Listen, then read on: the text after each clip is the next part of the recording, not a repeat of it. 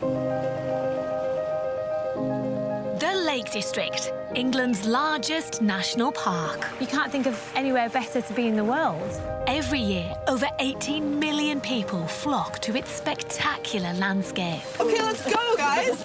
But if any of them lose something precious here, finding it again can be tough. I was frantic. It can't be replaced. I felt really guilty. I just felt a wave of shock. I won't ever forgive myself for it. So I've brought together local detectives and underwater explorers to scour lake and fell for treasured lost possessions. If anyone's going to find it, it's you guys. We just found a ring. You are joking. No. Sometimes our searches bring up surprises. Amazing! I'll tell you exactly what that is. Looks like platinum to me. I think this is going to turn on.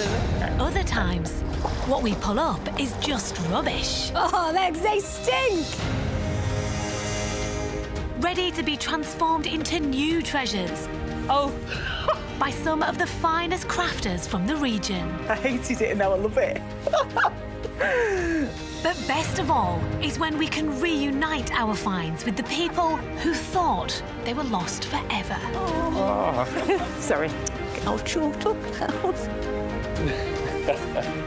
I get it. Yeah, I get why you do this.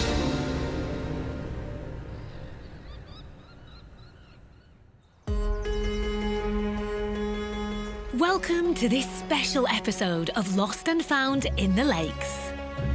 Across the series, you've seen the magic moments when we reunited people with the treasured items they thought had been lost to the lakes and fells forever. Thank you. That's just fantastic.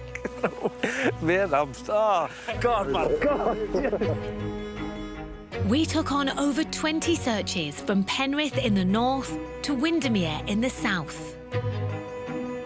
Today, we're going to give you a glimpse behind the scenes of the huge cleanup that also took place when we went out to find precious lost items. A frying pan, a fork. One for the collection. We'll show you the mountain of rubbish we removed and recycled. How the team looked after the precious Lake District landscape. The ingenious ways our crafters found a new use for much of the trash. It's been so beautifully done. And the more unusual stuff that we found that maybe should have stayed lost. Jeez, look at all these bullets. Unbelievable, the amount here. Wow. I don't actually know what we're supposed to do with it.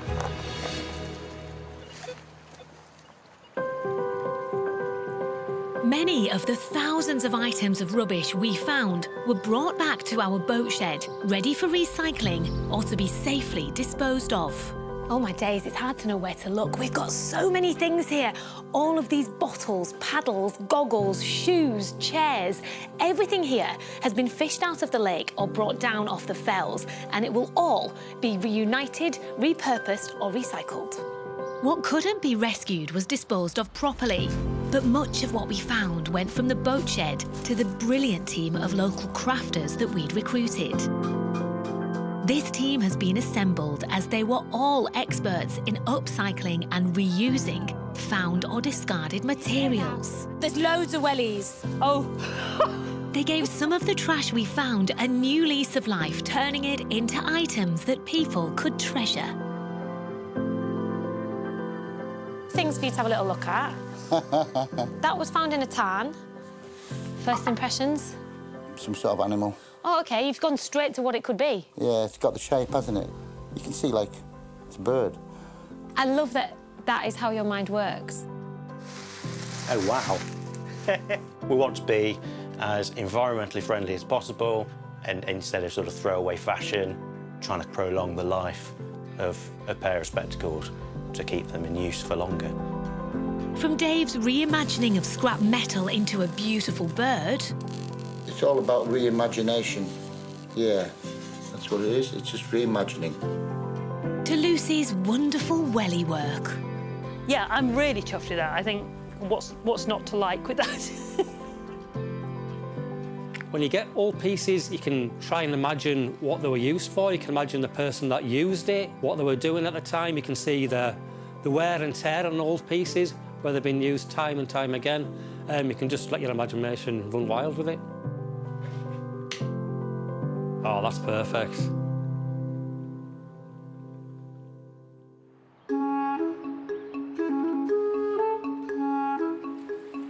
The crafters all worked wonders, but some of our finds made us realise just how much rubbish can lurk beneath the surface of these beautiful lakes. Like the curious case of Sam's granddad's motorbike. Me and my granddad, we always used to love restoring stuff, and he's always passionate about his bikes. I was probably about 8 or 9, and he told me this story, this tale, that this motorbike had been stolen from the allotment and joy-ridden around, and then discarded into the quarry. The bike's last known whereabouts was RSPB Hodbarrow, a former iron mine that's now a beautiful nature reserve. It had become a lifelong mission for Sam and his childhood friend Gavin to find the motorbike. We were swimming in there as like kids, and we could never see it, but we'd always been told about it, that it was there. A bit like Loch Ness. It's been there, but it's never been seen, you know. Like the legend of Loch Ness, what's below the surface here may seem mysterious. But the deep water here conceals a disturbing truth. Just how badly sites like this had been treated in the past. Below the surface, the quarry is an unbelievable sight. A vast graveyard of abandoned cars and scrap metal. It was once the local dumping ground. Now protected, this doesn't happen anymore, and we had to get special permission for our dive. So, I've had a look. Bikes, shopping trolleys, a wheelbarrow. No sign of any motorbike there. OK. I'm guessing a motorbike that went in the water 30 years ago, it's not going to be in its shiniest condition, is it? Let's be honest.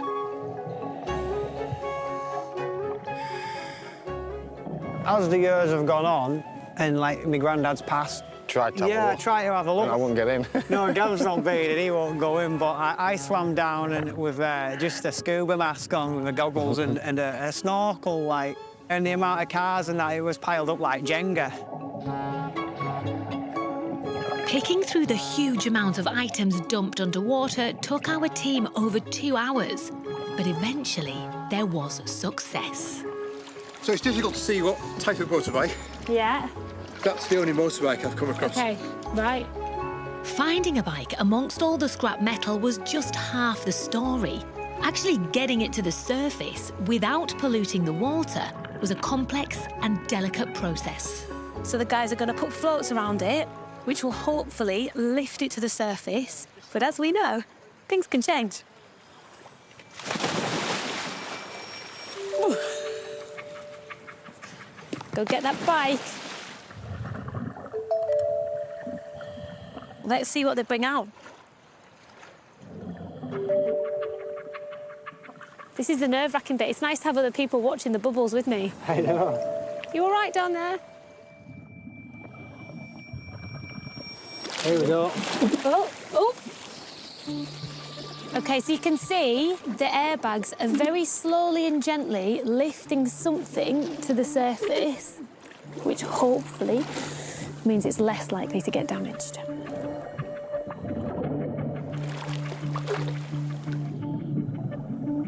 How's it looking? It's on. Oh, it's on. It's floating there. And once the bike was at the surface, we had to call in a company who specialise in depollution. Removing the bike carried a risk of contaminating both water and land, so it had to be handled correctly. This is the tricky part, though. You've lifted it off. Now winching it up, this is where it could get caught on things. Heaven forbid, break on something.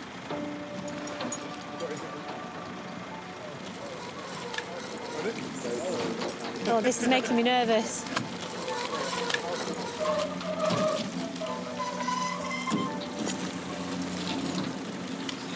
This is incredible.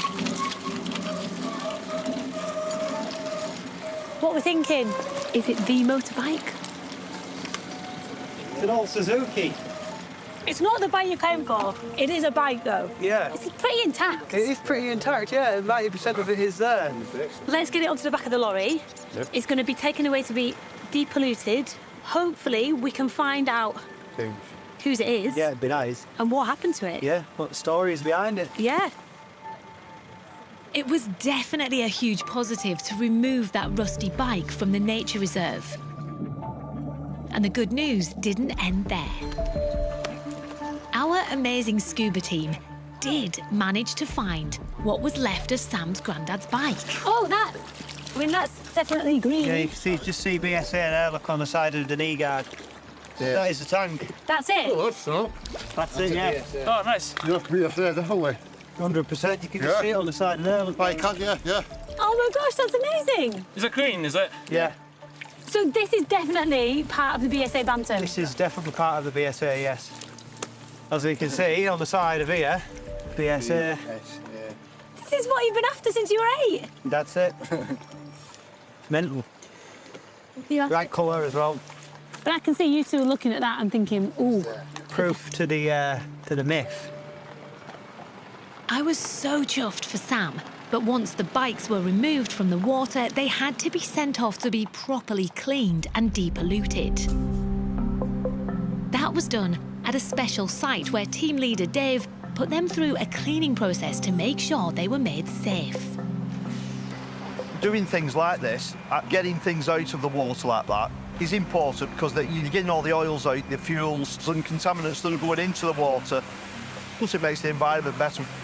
There's hundreds and hundreds of cars, coaches and bikes, everything down there. It would be interesting to try and get everything out, but the cost would be phenomenal.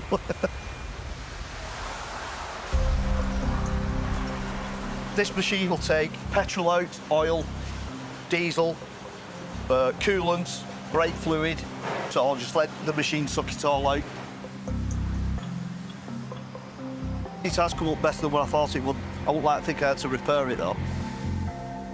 Sam and Gav were delighted the bikes were rescued from their underwater graveyard.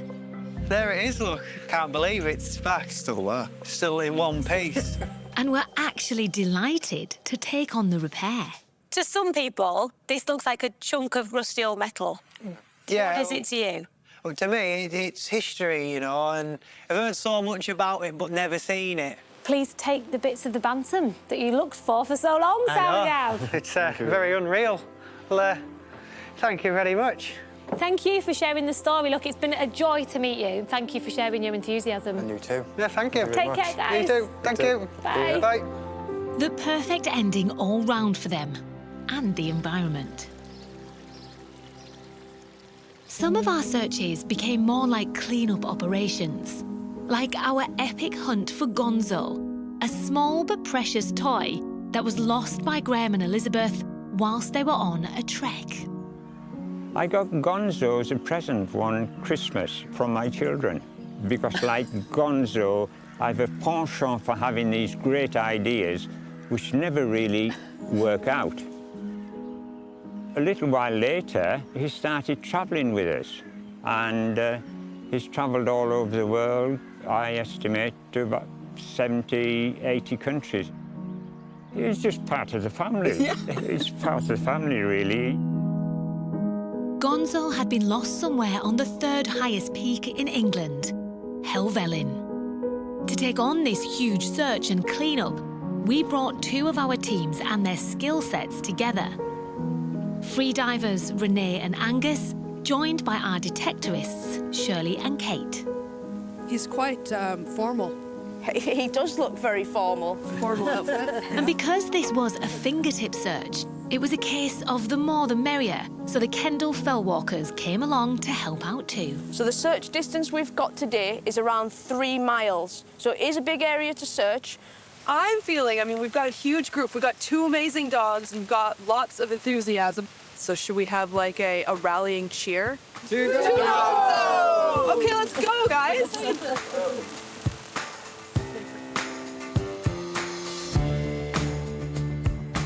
The team followed the route up Helvellyn taken by Graham and Elizabeth, hunting for little Gonzo. the search became more of a rubbish removal operation, which is a particular pet hate for the team. Someone's had a party. Well, let's get everything bagged up. This is ridiculous because when people carry a crate of beer up into somewhere like this with a landscape like this, it's absolutely stunning here. And they thought that carrying it up heavier with the alcohol in it is harder than carrying it down empty. So I think it's completely ridiculous. People do like stuffing wrappers in the walls, don't they? I just got some more up from the other side. From the wall? Yeah. Take it away with us anyway. Yeah. I think the fact that we're finding people are stuffing so much things into the wall does sort of increase the chances that Gonzo could have been placed into one of these cracks or crevices by someone, because people are clearly doing that on a regular basis. There's a little wrapper in there. Some cookies, I think. Purple. But it's not Gonzo. It's cookies. It's cookies. If the Cookie Monster's been here, Gonzo must have been too. With lots of rubbish collected, but no luck anywhere along the 3-mile search route, the team took on one last push to find Gonzo. I found this really cool tent peg, which I feel like it can be repurposed and reused. Maybe a tent fly sheet for a little 2-man tent. Oh, wow, what is that? I think it's a job. Just tissue. Yeah, I think we're safe. You're okay. Found this stashed in between some rocks just down here. They've clearly came up here to camp and then just left it. More and more rubbish piled up, but sadly, Gonzo remained hidden. Well, we didn't find Gonzo. Which is really disappointing. I mean, I was really hopeful that we'd be able to find him and bring him back to his family. At the same time, I mean, we've got pretty bulky bags here. Yeah? We picked up a lot of stuff. Yeah, there is stuff here that we can repurpose and reuse. Most important thing is this was not a wasted day. No, it was a good day. Yeah. Clearing the fells was a definite win, but with no Gonzo, we got in touch with an amazing artist who was able to repurpose some of the finds from our search, turning them into a beautiful keepsake to return to Graham and Elizabeth. Oh, forget me not. So this is for home. We haven't. That's Oh, brilliant. it's a vase? Yeah, it's a vase. Oh, that's gorgeous. With Helvellyn on. It is. In truth, we didn't expect Gonzo to be found, but to have a vase with forget-me-not written on it is phenomenal. But we won't take it on holiday, but it'll have a proud place to sit in the house. While our team were up and down Helvellyn, they found a tent peg. So our artist has created another talisman. This is a tent peg that maybe you can take with you on some more of your adventures as another little good luck charm. Oh, it's lovely. Thank you very much. I'd like to imagine Gonzo's been on another adventure and many more to follow that. But if not, his home is somewhere up on the fells where I used to be when I was younger. Our team loved putting a smile back on people's faces after they'd lost items in the Lake District. And they tried to make every one of the 23 searches we took on successful. But they also made sure they were done in a safe and sustainable way that didn't damage the environment. These are just a few of the behind-the-scenes secrets of how the team did it. Our free divers took on searches in many of the Lake District's bodies of water, but washed and cleaned themselves and their equipment between searches to avoid the spread of blue-green algae. Controlling these algal blooms in the Lake District has become a real priority, as they block sunlight, stopping plants in the water from growing, and are also harmful to human and animal health. Each search and use of underwater metal detectors had special permission from the owner of the land. Wild swimming from this area here. And our team always took advice to avoid sensitive sites altogether, or at particular times. One search that was planned at Bassenthwaite was postponed because it was a seasonal spawning site for fish. Our metal detectorists didn't dig in sensitive sites and got special permission to search when needed. This is a historically important site, so there's no digging whatsoever. Our magnet fisher Sophie removed lots of dangerous and polluting metal. It's just a big lump cast iron, that. Quite heavy. This was a successful day for you. Yeah, I mean, I found these 2 pieces of metal. Those are pretty nasty, so I'm glad to get them out and make sure that nobody gets injured. And our scubas excelled at removing bottles and sharp glass from areas often used by swimmers. So much of this was just rubbish and was sent to be recycled, but amongst the old soft drink cans and beer bottles, there were real collectibles. A slice of Lake District history that always delighted Darren. If that was full, that'd have been a cracking bottle. Back in the day, a lot of people drank ginger beer. They were brewed in little houses, microbreweries all over the place. How can you throw that away? It's beautiful.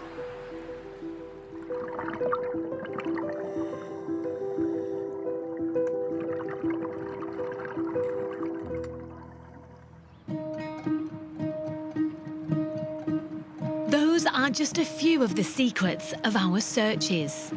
But there were some other moments we didn't show.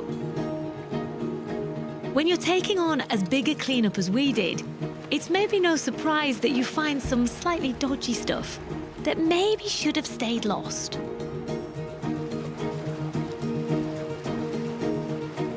On another search at normally tranquil Bassenthwaite, a site popular with wild swimmers, our freedivers recovered over 40 rounds of live 9mm ammunition.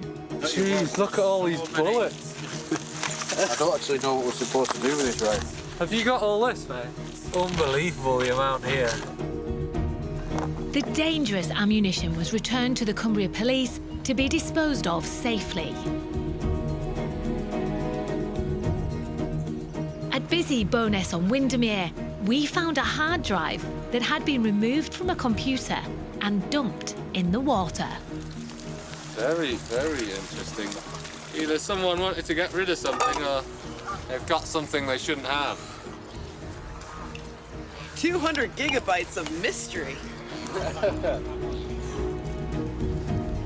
Following police advice, the drive was destroyed and recycled.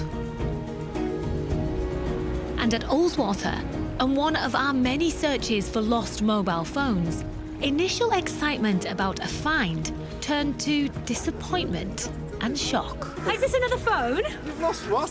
And some drugs. Drugs as well. Oh my God! Oh my God! This program's just taken a turn. The phone case and its contents were handed to the police to be destroyed.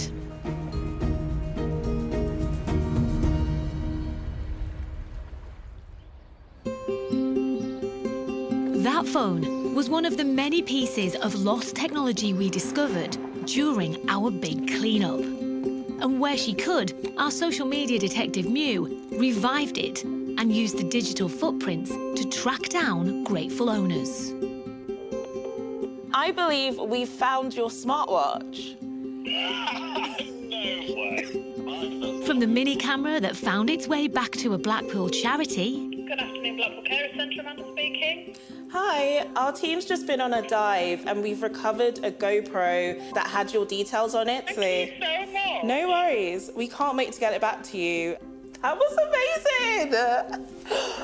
I can't believe we've reunited someone with their lost item and for a charity. I can't believe that happened. And a smartwatch lost at the beautiful Black Moss Pot. Good find! The amount of technology found on our searches was just incredible. There was so much that we couldn't find an owner for all of the items. Have you lost this? This drone was found in the Lake District and we really want to reconnect it with its owner. Together, we found smartwatches, smartphones. Can you help us? Got it! The big cleanup unearthed so many pieces of tech that we're still searching for the owners of some of them. I found it!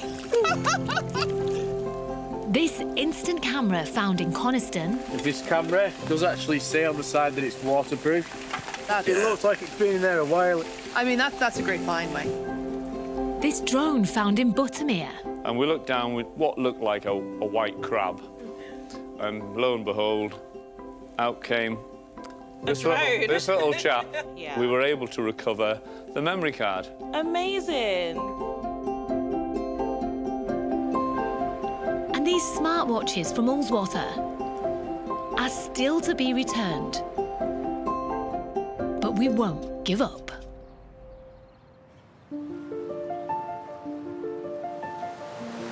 I've always considered myself lucky to call this place home. You can't think of anywhere better to be in the world because the Lake District has the ability to make you feel like you're in a picture-perfect painting in moments. What I've come to appreciate whilst we searched the national park and made this show is how much human hands have shaped the Lake District. The farmland that's been used for grazing and growing, the well-trodden footpaths enjoyed by millions of walkers over hundreds of years, the man-made tarns and reservoirs, and spectacular monuments. I mean, there's a reason that poets and storytellers and filmmakers the world over for centuries have written about this place. Because it's everything, isn't it? It's jaw-droppingly beautiful. It's actually the human stories that mark and make this beautiful landscape so special. But as we've seen, the impact we have can be both negative and positive. I'm very lucky that I grew up on the edge of the Lake District, and this has always been home. The type of people who come here and the volume of people who come here has exploded and changed. And I think that's brilliant to see.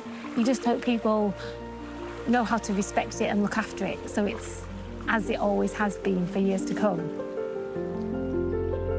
We must find a way to enjoy this magnificent landscape whilst protecting its beauty, doing our best to make sure this precious place isn't spoiled by waste that doesn't belong here. And I think we can do that.